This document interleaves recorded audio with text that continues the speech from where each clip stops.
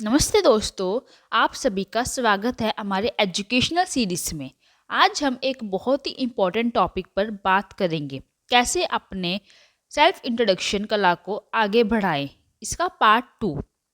अगर आपने पहले के पार्ट को मिस किया है तो छोड़ो मत, मैं यहाँ आपकी गाइड बनकर आई हूँ ताकि आप अपनी सेल्फ इंट्रोडक्शन को और भी एंगेजिंग, कॉन्फिडेंट और इम्पैक्टफुल बना सकें। तो चलिए शुरू करते हैं। सबसे पहले आपको याद रखना है कि सेल्फ इंट्रोडक्शन का मतलब सिर्फ नाम बता देना नहीं है। ये एक तरीके का प्लेटफॉर्म है अपने आप को दुनिया के सामने रखने का, अपनी खूबियाँ दिखाने का। तो आज मैं आपको बताने जा रही हूँ कुछ प्रैक्टिकल टिप्स जिन्हें आप अपने सेल्फ इंट्रोडक्शन में अप्लाई कर सकते हैं। तो बिना देरी के स्टार्ट करते हैं। या फिर स्किल्स, अगर आपके पास कुछ एडिशनल क्वालिफिकेशन है। एडिशनल का मतलब होता है अतिरिक्त। यहाँ पर 2 सेंटेंस मैंने आपके सामने लिखे हैं। पहला सेंटेंस, आई हैव डन, मैं कर चुकी हूँ क्या। 6 months बेसिक कंप्यूटर कोर्स, 6 महीने का बेसिक कंप्यूटर कोर्स। फ्रॉम मतलब से, कहाँ से। इंस्टीट्यूट का नाम आप बता सकते हैं, XYZ इंस्टीट्यूट। जो भी इंस्टीट्यूट का नाम हो वो बता दीजिए। इन ईयर, कौन से साल में। इन 2015, इन 2018, जो भी है। ये जो फ्रॉम के बाद इंटरव्यू का नाम है या इनके बाद जो ये साल है, या बताना चाहे तो बताएं, ना बताना चाहे तो नहीं बताएं, ये आपके ऊपर है। आप इतना भी कह सकते हैं, I have done 6 months basic computer course. दूसरा sentence, I have done 6 months course या 6 months का डिप्लोमा हो सकता है, तो डिप्लोमा कह दीजिए। ऑन या फिर ट्रेनिंग भी हो सकता है।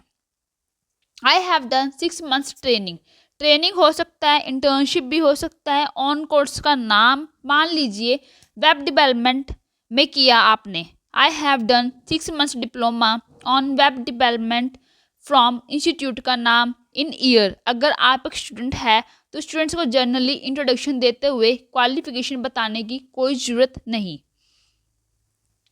पड़ती, क्योंकि जिस क्लास में आप पढ़ रहे हैं सबको पता है आप इस क्लास में हैं, वो भी आपके साथ उसी क्लास में हैं। एडिशनल क्वालिफिकेशन आपने गेन ही नहीं की होती, इसलिए आप बता नहीं पाते। जैसे मान लीजिए आप 6th स्टैंडर्ड में हैं, तब आपने कोई कंप्यूटर कोर्स नहीं किया, कोई पर्टिकुलर ट्रेनिंग नहीं की, तो कोई एडिशनल क्वालिफिकेशन आपके पास है ही नहीं, तो आपको मेंशन करने की ज़रूरत ही नहीं होती। और एक्सपीरियंस का तो कोई क्वेश्चन ही नहीं है, क्योंकि काम करने का कोई भी एक्सपीरियंस आपके पास नहीं होता। तो जो स्टूडेंट्स हैं उनके लिए ये स्टेप्स अप्लाई नहीं होते हैं। लेकिन जब आप इंटरव्यू में जाते हैं हाई क्वालिफिकेशन के बाद, वहाँ पर ये बहुत ही इंपॉर्टेंट है। देखिए, एक्सपीरियंस की जब हम बात करते हैं, 3 सेंटेंस आपके सामने हैं। पहला, आई एम अ फ्रेशर, मान लीजिए आप अभी पास आउट हुए हैं किसी यूनिवर्सिटी से, किसी प्रोफेशनल कोर्स से, और आपके पास काम करने की कोई एक्सपीरियंस ही नहीं है, तो आप कहते हैं आई एम अ फ्रेशर। जब आपका एक्सपीरियंस हो जाता है तो आप कहते हैं I have 2 years experience in. अब काम का नाम बताइए, मान लीजिए वेबसाइट डेवलपमेंट में आप घर पे ही बैठ के काम करते हैं, वर्क फ्रॉम होम, और वेबसाइट डेवलपमेंट का काम करते हैं। आपको 2 साल का एक्सपीरियंस है, तो आप कहते हैं I have 2 years experience in web development, website development, Android app development. कोई भी आप प्रोफेशनल वर्क का नाम ले सकते हैं, या फिर आप किसी कंपनी में काम कर रहे हैं या कर चुके हैं। इस तरह से sentences I have 2 years experience working with या वर्किंग इन, दोनों तरह से बोला जाता है। और फिर आप बताते हैं कंपनी का नाम। मान लीजिए HCL में आपको 2 साल का काम करने का एक्सपीरियंस है, तो आप कहते हैं I have 2 years experience working with या working in HCL। As a या एन, जब पोजीशन का नाम बताते हैं, मान लीजिए आप वहाँ पर ऑफिसर थे, तो आप कहते हैं एज एन ऑफिसर, क्योंकि ऑफिसर के साथ क्या यूज़ होगा, एन। या फिर आप वहाँ पर एग्जीक्यूटिव थे, एज एन एग्जीक्यूटिव। या फिर आप वहाँ पर मैनेजर थे, मैनेजर के साथ ए का यूज़ करेंगे, एज अ मैनेजर। अगला स्टेप है हॉबी।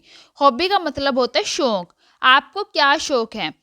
एक सेंटेंस आपने अक्सर सुना होगा, माई हॉबी इज़, मेरी हॉबी है लिसनिंग टू म्यूज़िक, म्यूज़िक सुनना। गाइस यहाँ पर इम्पोर्टेंट पॉइंट ये है, हमेशा ध्यान रखिए, लिसन का मतलब होता है सुनना।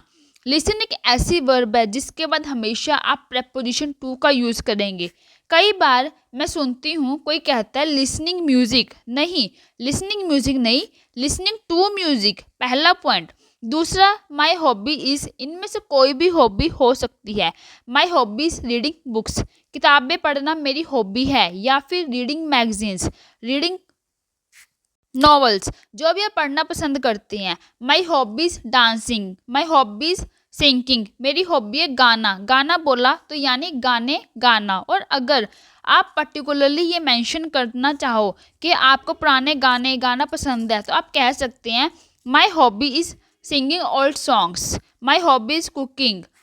एक तो यह तरीका है। दूसरा, यहाँ पर एक पॉइंट और है, माई हॉबी इज़, इसकी जगह पर हम कह सकते हैं आई लव, इतना, I love listening to music.